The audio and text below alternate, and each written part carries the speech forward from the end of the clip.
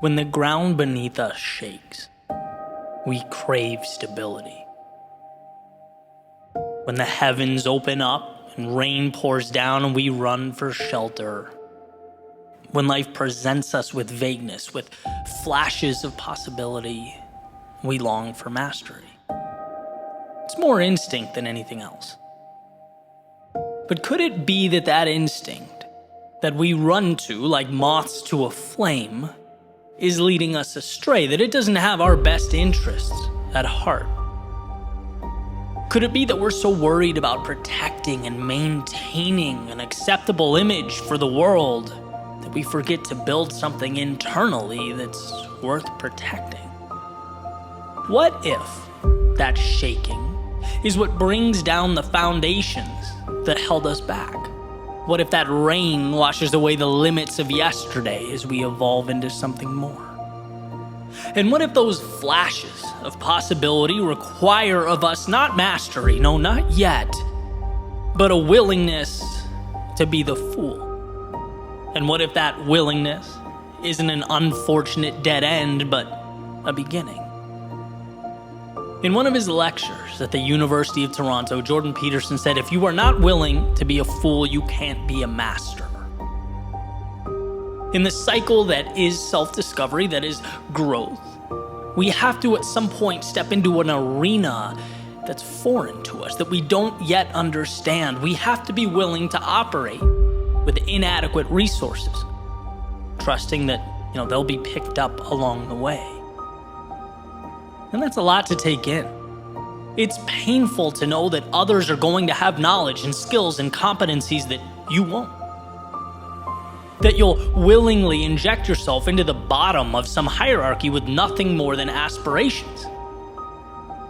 But that willingness is your vehicle.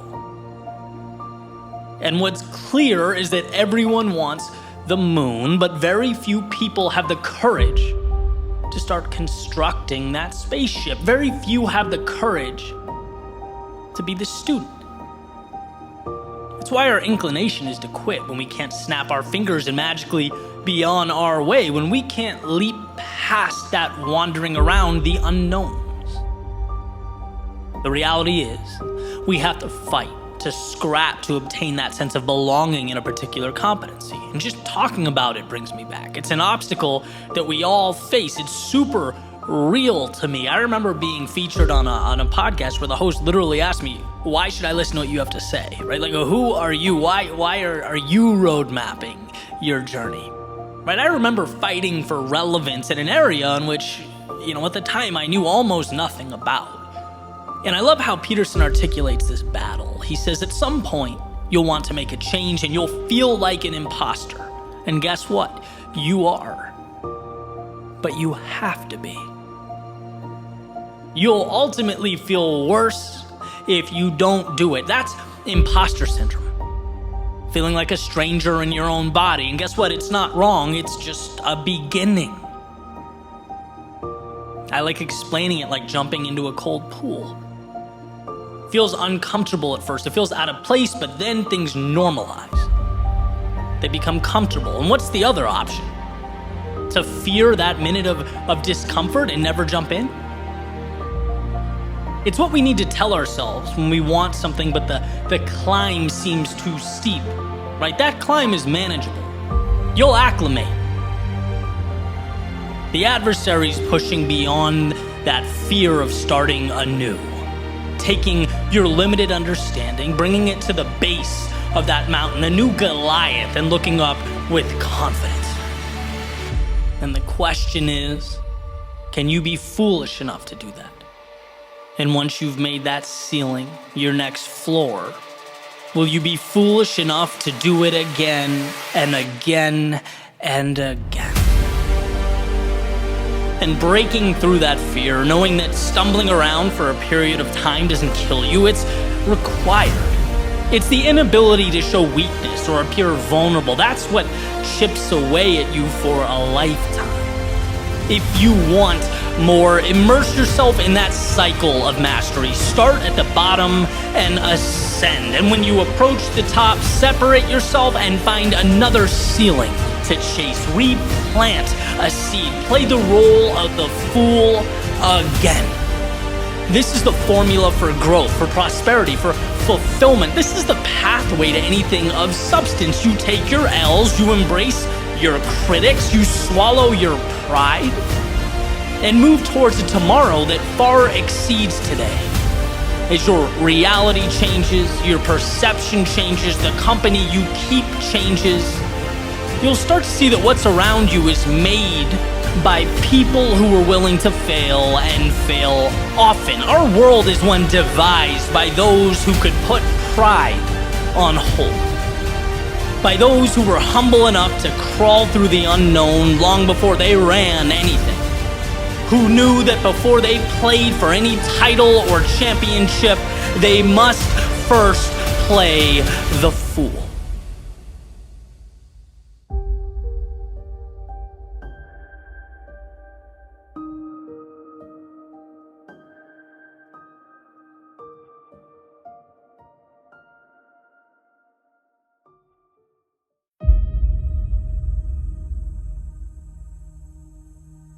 Show them who you are.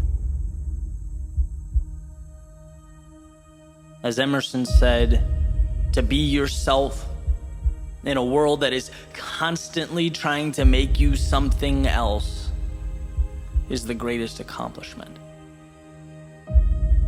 It is nothing short of courage. To walk into that dark cave that is your potential, to become a pioneer of uncharted worlds in search of who you might become. It is courage to leave what will be accepted for an idea that will certainly be misunderstood, at least initially. That means you're playing by new rules, using new metrics. Not the rubric that's already been handed out. No, anything but that. And that is the fundamental difference between those who create and those who react.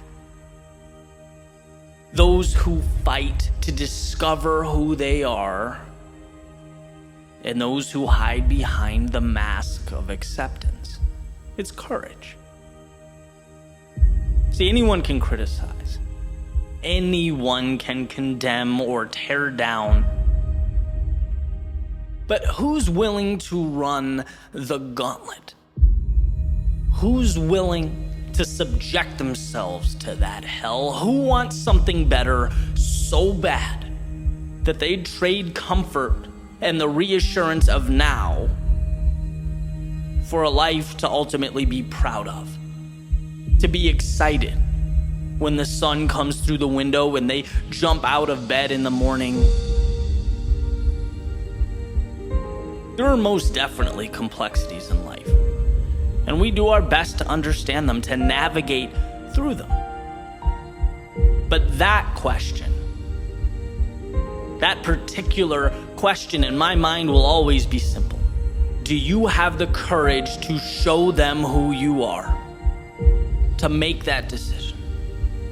Not reflect back their wishes and their reality like a mirror, but create your own.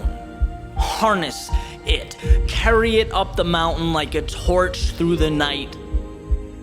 See, what I've come to understand is that knowing simply is not enough.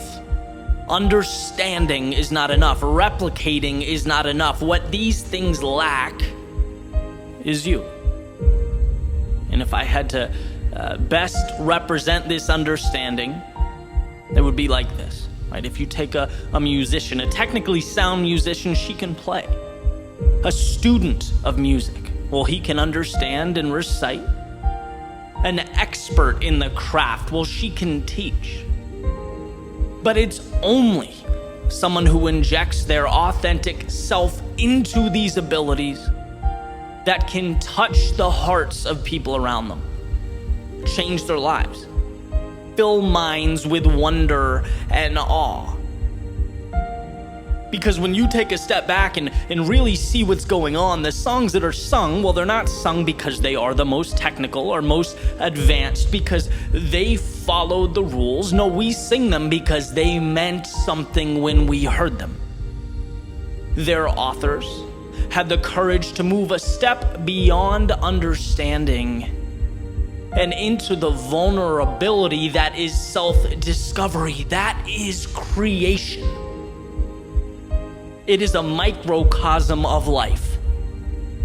And in a world where comfort is not only pushed upon us, but it's the essence of what makes us human, saying no, well, it feels like running uphill. When you blend in, you can't be questioned. When you blend in, you rarely lose. When you blend in, there is no risk. But when you blend in, there is no you. And I'm not suggesting you missed the mark or you lost the battle. I'm suggesting that every once in a while, we need to be reminded that the journey has not even begun. That down the road, you'll see those people around you. They weren't so much concerned about you as they were themselves. That everyone is scared, everyone is unsure, no one knows or has the answers. But man, to see that, to feel that and move forward anyway, to know that you're worthy of a tomorrow greater than today, that is a courage rarely understood. And Emerson gives us, with that message, everything we need. The wisdom to know there's more, and most importantly, the courage to show yourself and the world who you are.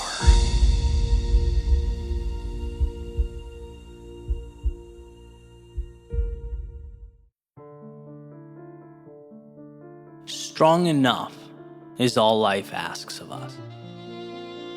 Strong enough to carry on. Strong enough to take an uncertain step forward. Strong enough to be better than we were yesterday. Everything starts with strong enough. The decision to make a single move towards an existence that is not yet yours. Not yet. But it's arguable that understanding it could be yours is a greater accomplishment than making it so. As the old Latin proverb states, once you've started, you're halfway there. Halfway, not because you found a shortcut or some previously undisclosed path, but because convincing yourself that you have everything you need is the greatest barrier to entry. It's the wall around the castle, and once you scale that, well, everything else works itself out with time. But life asks that we be strong enough to start the clocks. It asks that we have the strength to begin. See, because just as things start with strong enough, well, they could just as easily find their end there as well.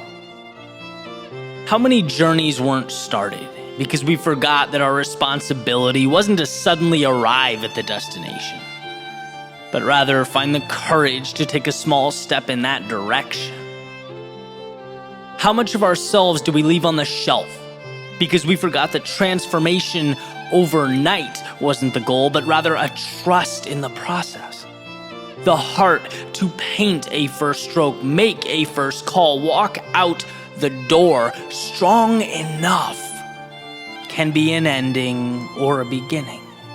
It's a fire that can enhance, it can nourish, or it can burn out. And that is perhaps the greatest question of our lives when the time approaches. When life demands more of us, will we only see the finish line, the mountaintops, the vastness of the terrain? Will we feel small and inadequate? Or will we remember that we are strong enough to advance, to push back against the chaos of life? And that's not only all that's required of us, but it's the key to everything worth doing, the start of transformation, the seeds of beauty, the foundation of impact. That is our challenge. Where some bow down to the impossible. You have to see it for what it is, the many possibilities that comprise it, the hope, the understanding that an improved existence is about having the strength not to change reality in one foul swoop, but to carry on, to take another step and see that as time unfolds, those steps become the blueprint to a better tomorrow. Those steps, that courage, that strength is everything you'll ever need.